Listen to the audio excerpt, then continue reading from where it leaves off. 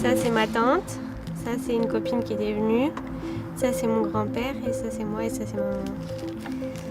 Elle était... le lendemain, elle est partie. On l'a vue un jour avant. C'était il y a 1 an et demi. Shanna perdait sa maman, malade d'Huntington, une dégénérescence cérébrale héréditaire et incurable. Elle a été très courageuse. Pour moi, c'était vraiment une guerrière jusqu'à la fin. Et je serai toujours très fière d'elle. À 21 ans, Shanna est elle aussi malade. Quand je l'ai su, j'ai voulu tout de suite partir. Je voulais mettre fin à ma vie. Pour moi, c'était trop difficile à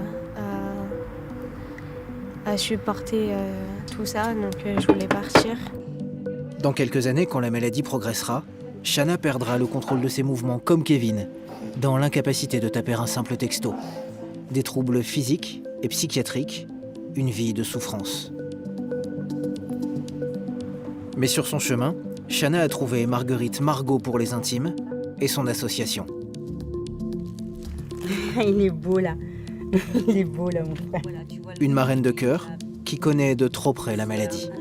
Mon papa, il l'a eu, son père l'a eu, son frère à mon père l'a eu aussi. Et mon père l'a eu tôt, puisqu'il est décédé, il est décédé, il avait 42 ans. Et mes frères l'ont eu tôt aussi. Lui, il avait 25 ans et lui, il avait 20 ans. C'est mes deux petits frères. Là, tu le vois vraiment bien. Tu vois bien la posture très marquée de la malade d'Huntington. Puis là, c'est Christian. Moi, je ne suis pas porteuse. Il n'y a aucune échappatoire. Et c'est une maladie que quand on a le gène défectueux, quand on a la faute d'orthographe génétique, tôt ou tard, la maladie se déclara. Aujourd'hui, Shanna vit avec Margot. Une vie en pointillé sur le fil. Un combat quotidien qu'elle veut abréger, car pour elle, le bonheur n'est toujours qu'apparent. Donc là, je vais préparer le repas. De toute façon, je crois que c'est dinde ou poulet. Donc je vais faire ça. Je vais faire aussi... Ah bah c'est l'infirmière. Je vais faire aussi des merguez. Hello. Tiens, Shanna, tu vois, elle est contente de te voir aujourd'hui habillée et tout. Ah bah ouais. Le psychiatre lui a refait une ordonnance pour ça. Hier, j'en ai donné 2 avec 2 Temesta. Parce que hier, c'était très compliqué. Ouais. C'est le traitement qu'elle prend et... antidépresseurs. C'est des antidépresseurs pour calmer toutes ces crises d'angoisse, toutes les crises un peu psychotiques qu'elle a.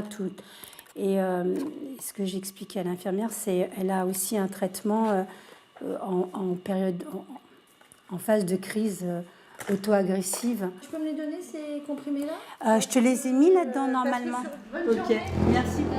Et bah, du coup, je te dirai quand est-ce qu'elle revient. Au revoir. Au revoir. Ça, c'est pour toi le matin et ça, on va le jeter. Ok ? À préparer le repas. Shanna, tu veux un mojito ? Je sais pas trop. Hein. Tu as envie de dire oui, mais tu dis pas oui, t'oses pas. On s'est pris de passion toutes les deux pour le mojito framboise sans alcool. Avec son parcours, on se rattache à des choses toutes simples qu'on a tous oubliées, quoi. Et je trouve que le bonheur se cache dans les choses toutes simples. Alors, même si c'est pas simple de faire un mojito, hein.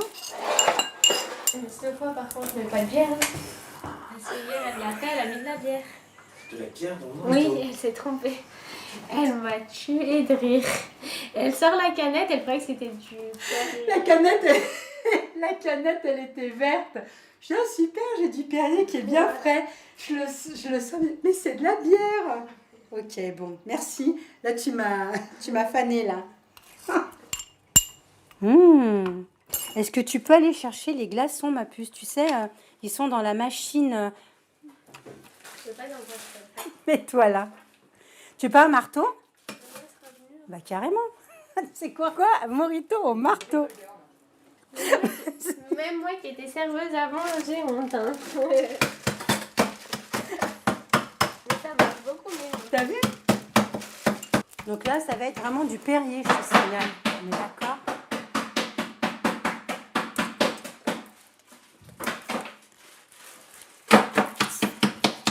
copine, je t'aime.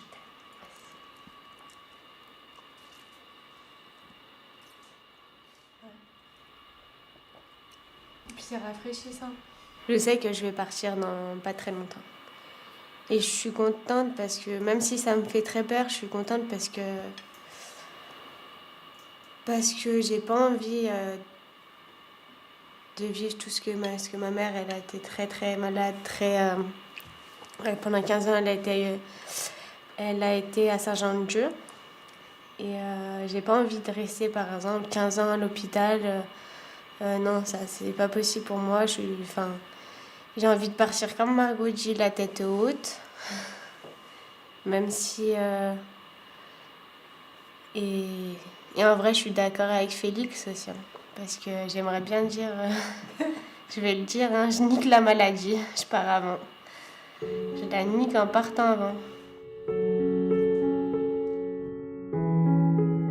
Vas-y, fais-le toi, regarde. Si c'est que ça, on peut... Eh mais elles sont déjà cuites. Mais alors, pourquoi tu veux enlever la Avec peau? son association, Marguerite accompagne bien d'autres malades partout en France. Parmi eux, Félix, mais aussi Kevin et sa sœur Laurie. Sur ces images tournées au printemps, ils avaient déjà développé des symptômes physiques très marqués. Alors Kevin, il n'a pas été gentil du tout avec moi. Qu'est-ce qu'il t'a... Parce qu'il m'a dit que j'étais plus son amoureuse. Elle a rompu avec moi. Non, c'est toi qui as rompu avec moi. C'est pas moi qui ai rompu avec toi. C'est toi qui as rompu avec moi, mon gars. Il y a trop de rides maintenant. Il y a trop de... Il m'a dit que j'ai trop de rides.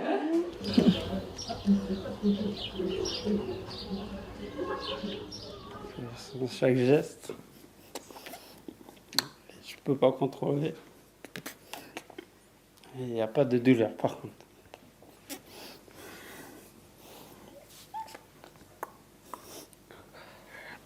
Il y a un avantage avec cette maladie, c'est qu'on est maigre.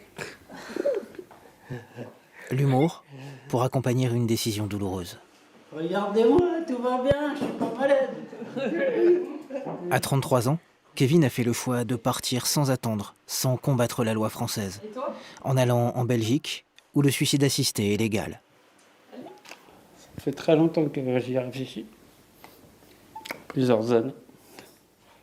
Je dois aller là-bas à la veille.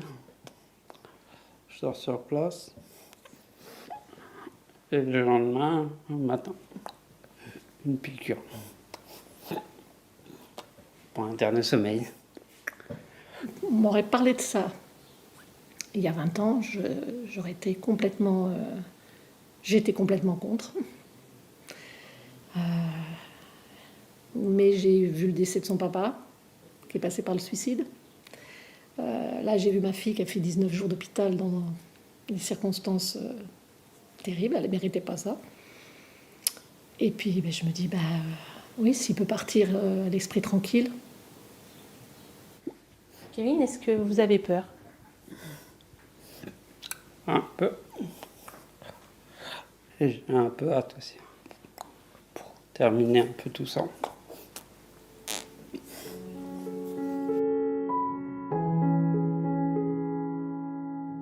Après une dernière journée entouré de ses amis, Kevin s'en est allé paisiblement, le 24 juillet dernier.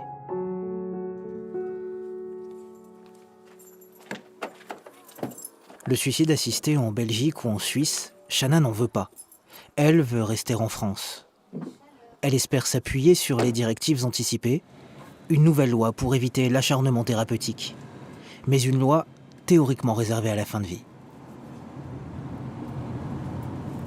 Donc là, on va aller au bureau de l'association, faire les photocopies, faire la lettre pour le médecin.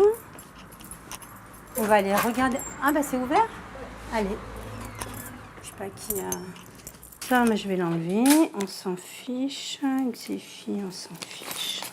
Je suis venue relever un petit peu le courrier de l'association et surtout ce que je suis en train de faire, c'est de faire tout le dossier, de finaliser tout le dossier papier des directives anticipées de Shanna pour que du coup sa demande soit vraiment entendue.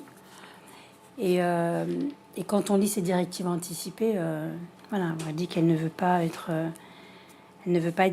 grabataire, elle a vécu toute sa vie avec la dégradation de sa maman. Donc forcément, elle connaît son devenir, on va dire, jour par jour. Et donc, par exemple, elle a mis qu'elle a fait 5 tentatives de suicide. Mes crises psychotiques sont de plus en plus fréquentes, de plus en plus violentes, de plus en plus angoissantes pour moi et mes proches. Je souffre trop psychiquement. Chaque jour qui passe, je vois mes difficultés motrices commencer à apparaître. Ça me fait peur, ça me terrifie. Et je ne veux pas avancer dans la maladie. Donc, c'est vraiment des choses qui sont très fortes, qu'elle a donc signées. Et je dois faire tout ça en copie, le déposer au médecin traitant pour que du coup le médecin traitant se mette en lien avec les soins palliatifs. Et lorsque ça sera fait, les soins palliatifs m'appelleront pour prendre un rendez-vous et pour qu'on puisse les voir. Parce que je pense que c'est vraiment très compliqué pour elle de rester, de s'accrocher. On essaye de lui mettre un peu des choses positives dans sa vie. Mais pour une journée où elle va être bien, elle vit des jours et des nuits d'angoisse. Je vais donc faire la lettre au médecin.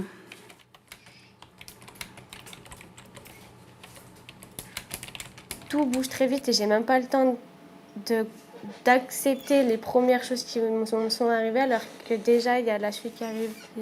Puis tout ce que j'aime bien faire, ça devient compliqué. Monter à cheval, ça devient compliqué. J'aimais beaucoup dessiner, j'y arrive plus. C'est plein de choses qui font que je me rends compte que ça m'handicape au quotidien et c'est très pesant.